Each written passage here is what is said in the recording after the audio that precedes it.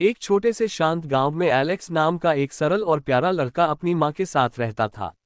उनका घर मिट्टी का बना हुआ था और आमदनी बहुत सीमित थी। एलेक्स के पिता अब इस दुनिया में नहीं थे और उसकी माँ सिलाई बुनाई करके घर चलाती थी। एलेक्स माँ की मदद करता और पढ़ाई में भी अच्छा था। कुछ दिनों से एलेक्स को हर रात एक ही सपना आता, एक परी आसमान से उतरती और जंगल में एक पुराने पेड़ के नीचे एक सुनहरा बर्तन छुपा देती। हर सुबह उठते ही एलेक्स दौड़कर उसी जंगल में जाता और उसी पेड़ के नीचे कुछ खोजता, लेकिन हर बार उसे निराशा ही हाथ लगती। दिन, हफ्ते और फिर महीने बीत गए, लेकिन एलेक्स ने उम्मीद नहीं छोड़ी।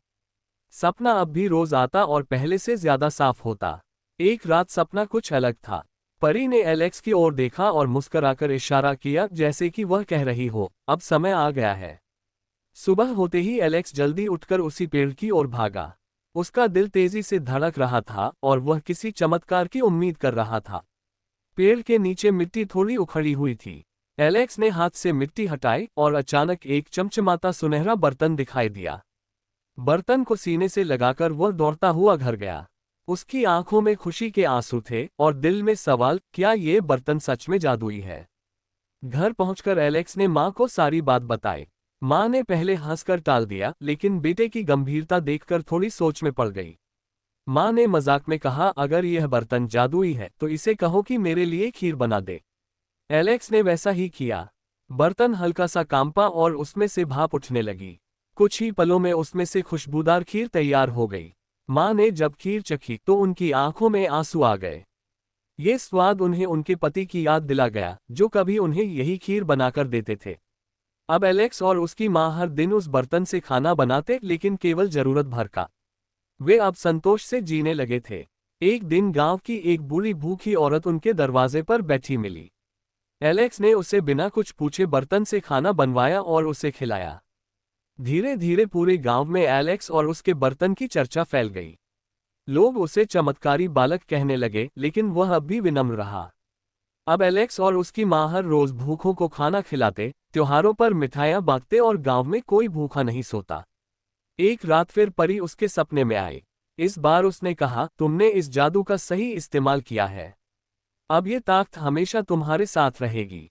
बर्तन अब केवल खाना नहीं बनाता था, बल्कि हर बार जब एलेक्स किसी जरूरतमंद की मदद करता, वह और अधिक चमकने लगता। एलेक्स और उसकी मां अब सिर्फ खुद के लिए नहीं, पूरे गांव के लिए जीते थे। उनका घर प्यार, सेवा और जादू का प्रतीक बन गया। एक दिन गांव में एक अजनबी साधु आता है। वह सीधा एलेक्स के घर की ओर बढ़ता है और कहता है, बेटा, जिस बर्तन का उपयोग तुम कर रहे हो, उसका इतिहास तुम नहीं जानते। मां घबरा जाती है और एलेक्स ध्यान से साधु की बातें सुनता है। साधु कहता है, ये बर्तन सिर्फ एक जादुई चीज नहीं, बल्कि एक परीक्षा है। साधु बताता है कि बर्तन हर 100 साल में एक योग्य इंसान को मिलता है, जो निस्वार्थ सेवा करता है। लेकिन अगर उसका गलत इस्तेमाल हुआ, तो बर्तन की शक्ति उलट सकती है। उसी समय गांव के कुछ लालची लोग एलेक्स के बर्तन पर नजर रखने लगते हैं।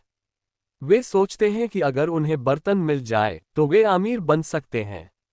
एक रात कुछ लोग घर में घुसकर बर्तन चुराने की कोशिश करते हैं, लेकिन जैसे ही वे उसे छूते हैं, बर्तन से आग की लपटें निकलती हैं और वे डरकर भाग जाते हैं।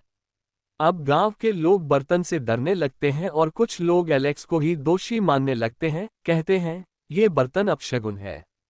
एलेक्स दुखी हो जाता है। अब तक जिसे वह वरदान समझता था, वह उसके लिए बोझ बन गया था। माँ उसे ढांढस बंधाती है।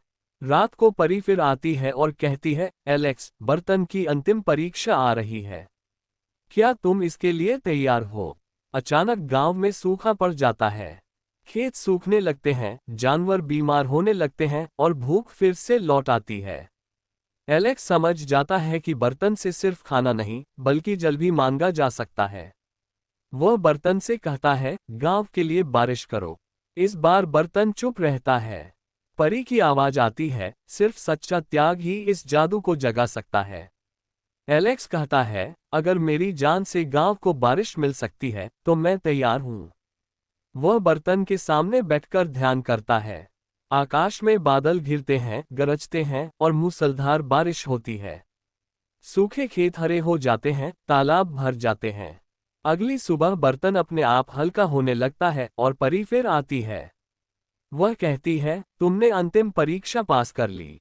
परी एलेक्स को आशीर्वाद देती है, अब तुम्हारे शब्दों में वह शक्ति होगी जो दिलों को जोड़ सकती है। सेवा तुम्हारा सबसे बड़ा जादू होगा।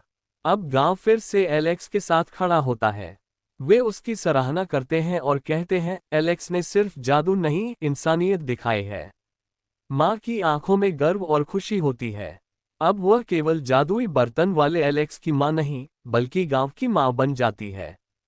एलेक्स अब गांव के बच्चों को पढ़ाता है, उन्हें परोपकार का महत्व सिखाता है और कहता है, सच्चा जादू दिल से निकलता है। अब घर में बर्तन नहीं है, लेकिन उसकी जगह दीवार पर एक चित्र है, एलेक्स और परी का। गांव वाले रोज उसे फूल चढ़ाते हैं। कहानी यही नहीं रुकती, क्योंकि जब भी कोई निस्वार्थ सेवा करता है, किसी भूखे को खाना देता है, वहां जादू फिर से जन्म लेता है।